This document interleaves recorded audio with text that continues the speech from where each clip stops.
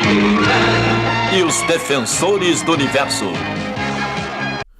Concebido pela primeira vez no final dos anos 1970, He-Man e os Mestres do Universo é um conceito de brinquedo que evoluiu para uma das franquias de mídias mais amadas dos anos 1980. Estreando com uma linha de brinquedos de bonecos de ação de 1982, a história contada pela primeira vez nos quadrinhos concentra-se no personagem He-Man e seus aliados, enquanto lutam para defender os segredos de Castelo de Grayskull das forças malignas do esqueleto. A mitologia de Mestres do Universo se passa em um mundo fictício de Eternia, tendo uma vasta linha de personagens coadjuvantes em um cenário híbrido de espada, feitiçaria e tecnologia sci-fi. Após o lançamento em 1982, as linhas de ação de Mestres do Universo, junto com seu conceito único de arte de embalagem impressionante, foi um sucesso imediato. Mas quando o desenho animado produzido pela Filmation foi ao ar pela primeira vez em 1983, a popularidade desta franquia atingiu alturas inimagináveis. A interpretação de He-Man feita pela Filmation nos mostrou um personagem que raciocinava para sair dos conflitos e sempre agia com cautela, pensando primeiro nas consequências antes de agir. Cada episódio ensinava as crianças sobre lições de moralidade e terminava com o personagem abordando diretamente o espectador sobre valores sociais.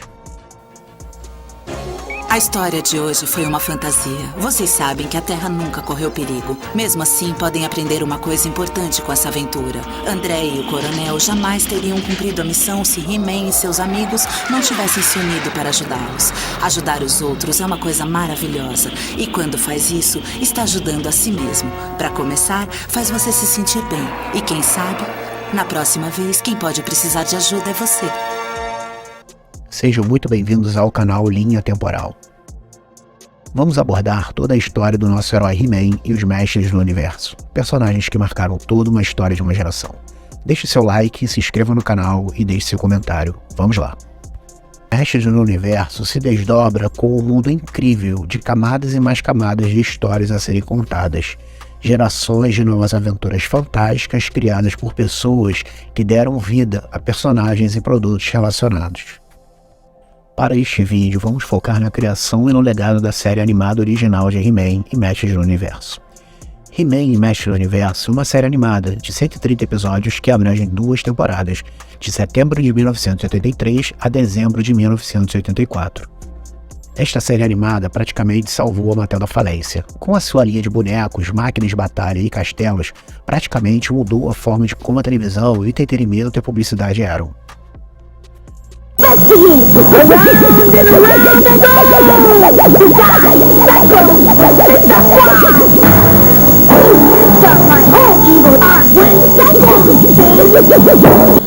E as crianças adoraram.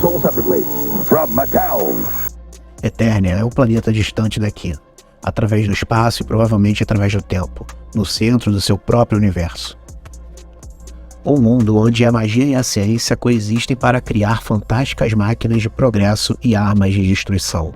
Um mundo dividido em 2 reinos, um de luz e outro de escuridão.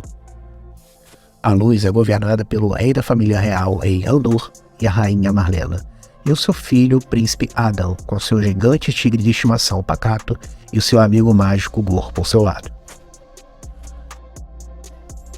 Já a escuridão é governada pelo malvado esqueleto, que comanda seus lacaios na Montanha da Serpente.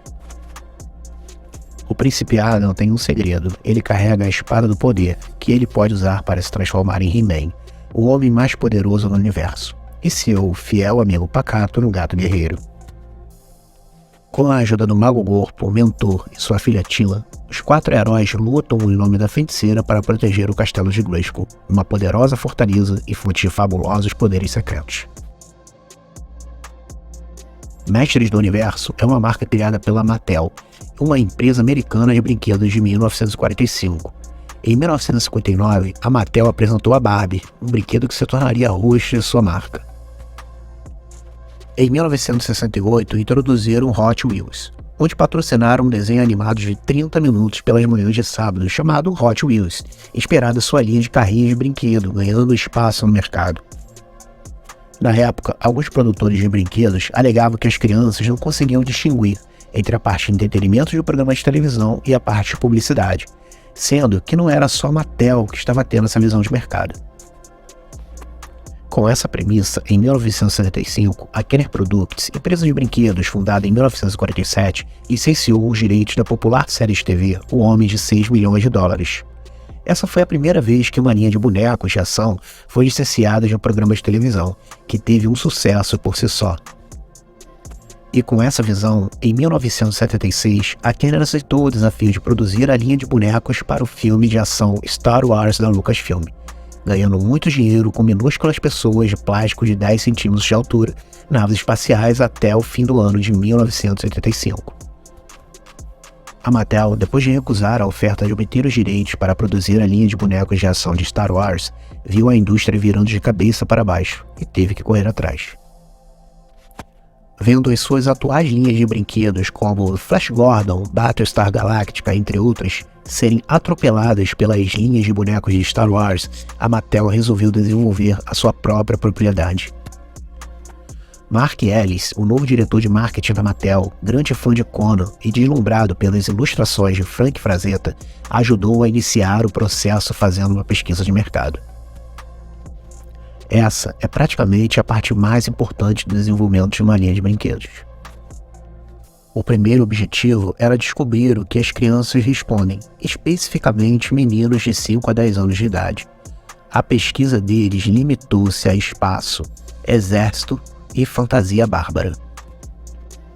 Roger Sweet foi um designer preliminar, concentrado na parte mais importante do desenvolvimento de uma nova linha de brinquedos. Roger queria desenvolver um brinquedo que se destacasse dos concorrentes por ser maior e mais forte. Não com esses braços e pernas esguios, não com esses rostos passivos e posturas resignadas.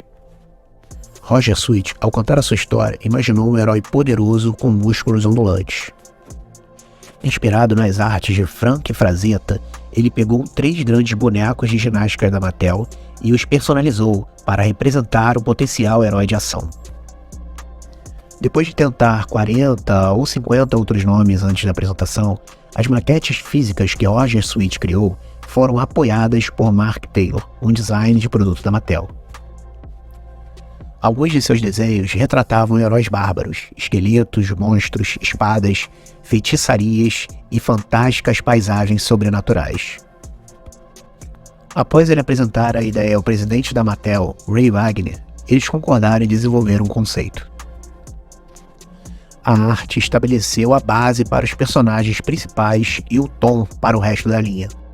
Enquanto isso, na mesma época, a Mattel foi abordada pela Conan International Propriedades, que estava procurando colocar uma linha de brinquedos em produção para corresponder ao lançamento do filme Conan o Bárbaro, em 1982.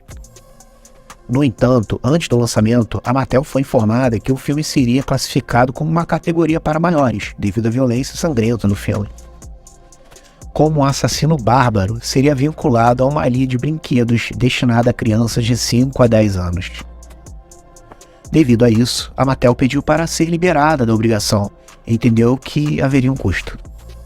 A Conan International Propriedades, empresa que agenciava as licenças do Bárbaro pelo mundo afora, acabou processando a Mattel pela notável semelhança entre o boneco de He-Man e de Arnold Schwarzenegger, que interpretava o guerreiro Conan no filme.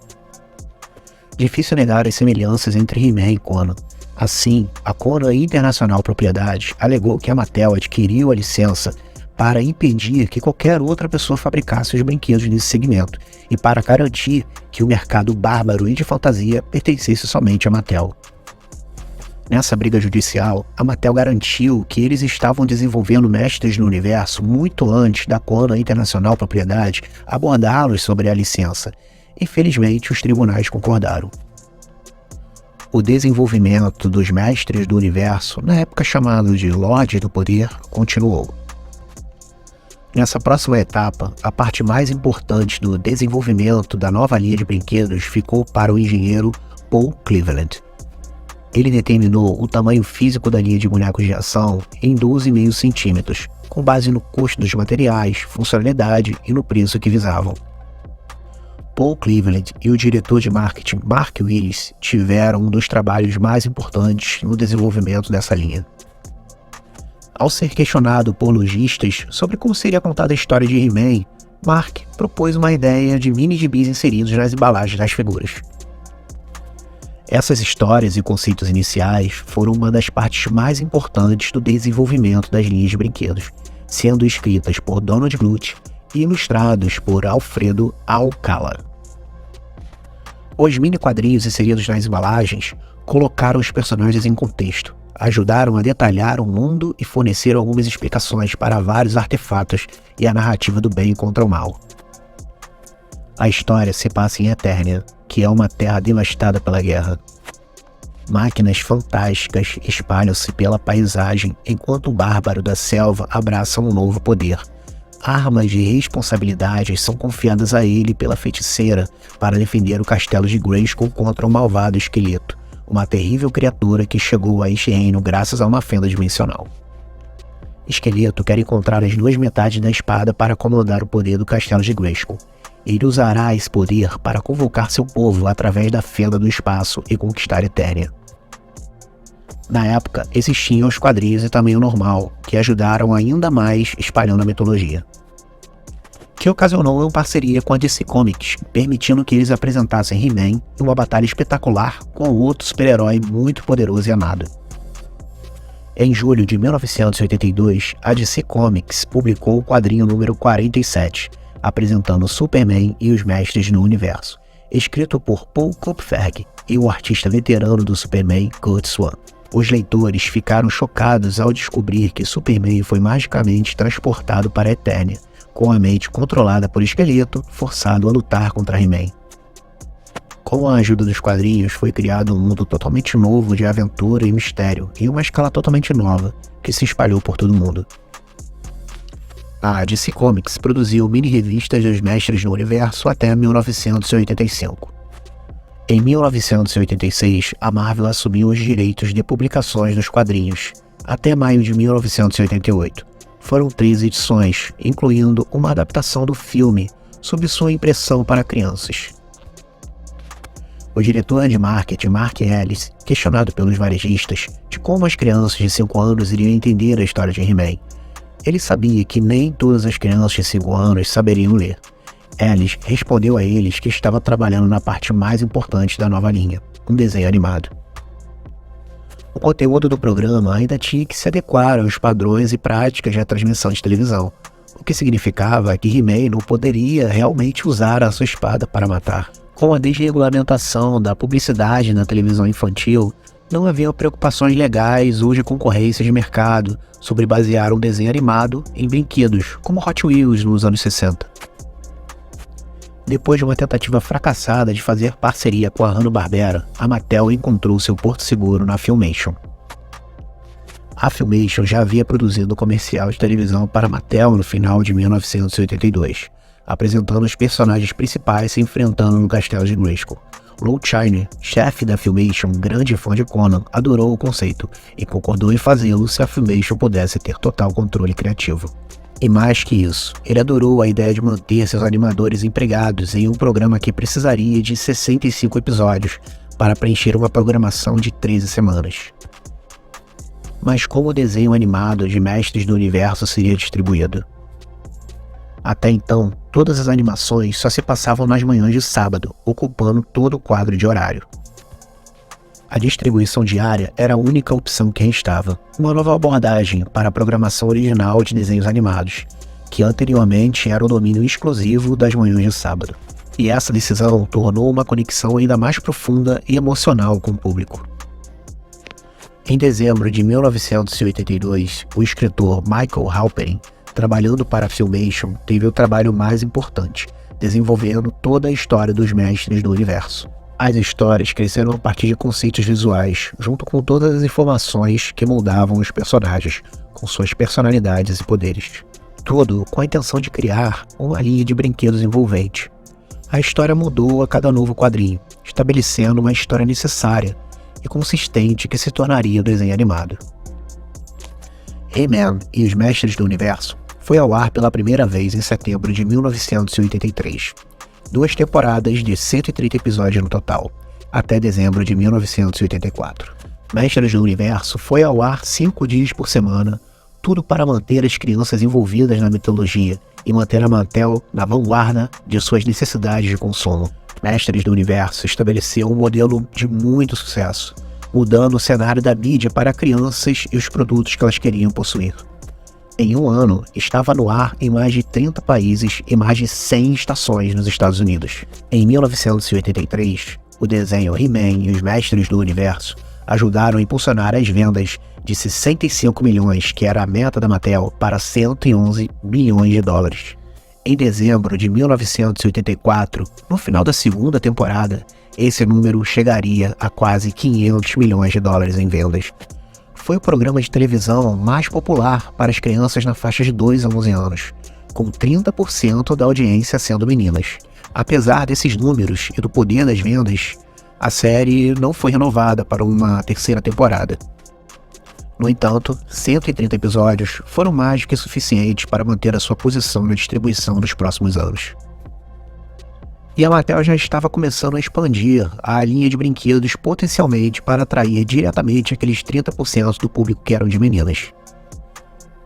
E com esse interesse de abraçar o público feminino, em março de 1985, houve uma passagem oficial da tocha para a irmã de He-Man, She-Ra. Intitulada como Princesa Dora, era a irmã gêmea do Príncipe Adam. She-Ra e seus amigos tentam defender o reino de Etéria contra as terríveis forças de Hordak. Mas He-Man não se foi para sempre. Ele e alguns dos outros membros do elenco apareceram em participações especiais na nova série. She-Ra, a Princesa do Poder, começou em setembro de 1985. Em novembro, os dois personagens se reencontraram em He-Man e She-Ra em especial de Natal. As duas séries frequentemente iam ao ar juntas, em blocos de 1 hora de programação, um novo episódio de She-Ra com uma reprise de He-Man. He-Man continuaria a transmitir seus 130 episódios em distribuição até 1988, e depois por mais 2 anos na rede a cabo. O sonho de todas as marcas era ter o poder de He-Man e os Mestres do Universo. Era esse poder de atrair consumidores em uma idade tão jovem através da mídia, sem restrições de regulamentos que proibiam exatamente esse método. Mestres do Universo apresentou 94% de todo o crescimento lucrativo da Mattel durante o tempo que esteve nas prateleiras. Porém, em 1987, a linha de Mestres do Universo não conseguiu manter a sua força e representou uma queda de 98% nas vendas. Em agosto de 1987, para tentar continuar mantendo o interesse dos espectadores e seu lucro nas vendas, a Mattel decidiu produzir o live-action Mestres do Universo. O filme mantinha como tema central a luta entre He-Man e seus companheiros contra as terríveis forças do esqueleto, mas deixando de lado muitas das características que tornaram o desenho tão famoso. O filme foi produzido pela Cannon Films, dirigido por Gary Goddard, estrelado por Dolph Lundgren, recém-saído de sua aparição como Ivan Drago em Rocky 4. Sem o Gato Guerreiro, sem o Gorpo, com alguns personagens que não faziam parte da história, e depois de muitas filmagens interrompidas, a Mattel e a Cannon Films não tinham mais dinheiro para custear a produção do filme. O filme custou cerca de 22 milhões de dólares, tendo faturado apenas 17 milhões, ou seja, não foi um grande sucesso de bilheteria. Com o fracasso no filme e vendo a crescente onda dos videogames domésticos, He-Man e Mestres do Universo não puderam aparecer apenas no Atari de 1983. Em 1987, desenvolvido pela Adventure Soft, Mestres do Universo, o jogo foi lançado para fliperama e para os computadores da época, a Amstrad CPC, Commodore 64 e ZX Spectrum. O filme com Dolph Lundgren também teve uma adaptação para os games em 1987. Em 1990, a Mattel tentou reviver o interesse, criando uma nova roupagem em As Novas Aventuras de He-Man, que não tiveram a mesma popularidade da sua criação original. E tentando novamente em 2002, porém sem sucesso. Além das animações que passavam na época, a série animada também foi lançada em VHS, de 1983 a 1986. Em 2010, a Mill Creek relançou toda a série de DVD. E para o 30º aniversário da marca de Mestres do Universo, em 2012, a Mill Creek também lançou um conjunto de 22 discos com 130 episódios. Já em 2019, a Universal Pictures lançou novamente todos os 130 episódios em DVD. Até o momento deste vídeo, a série se encontra disponível no YouTube e no stream da Amazon Prime americana. E em 2021, a Mattel e a Netflix fizeram uma parceria para trazer Eternia de volta às telas. Com o roteiro encabeceado por Kevin Smith, Mestres do Universo, Salvando Eternia, teve a sua estreia em 2021, sendo a continuação da história clássica. A produção foi dividida em 3 partes, onde na trama acontece o confronto final entre He-Man e o Esqueleto, que extingue toda a magia de Eternia. Para o roteirista Kevin Smith, a solução ideal para o maior obstáculo em elevar a narrativa do desenho foi dar destaque a Teela, como protagonista da série, para encarar a jornada de aventuras. Isso dividiu a crítica, entre os que amaram essa nova narrativa e os que viram toda a essência e nostalgia se esvaírem em uma continuação vazia, sem lições de moralidade que eram ensinadas para as crianças na época, onde era abordado diretamente o espectador sobre seus valores sociais. No ano de 2021, a Netflix também lançou um segundo título, He-Man e os Mestres do Universo, totalmente voltado para o público infantil. A história consiste em um príncipe perdido, que descobre os poderes de Grayskull e se transforma em He-Man, que compartilha seus poderes com seus amigos. Aparentemente, a produção não agradou muito ao público. O novo live action de He-Man e os Mestres do Universo ainda está em estudo, pois os diretores do filme declararam não ter pressa na produção.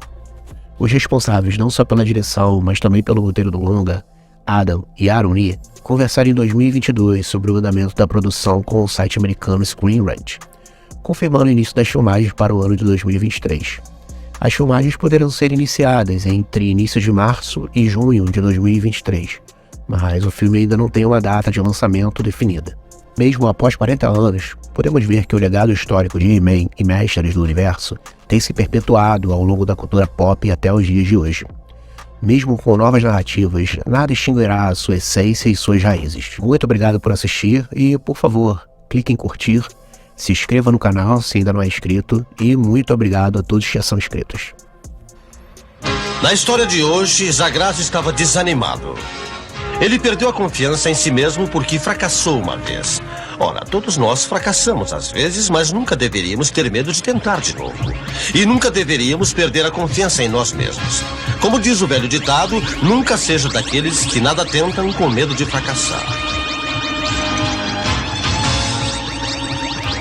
Então, até a próxima, amiguinhos.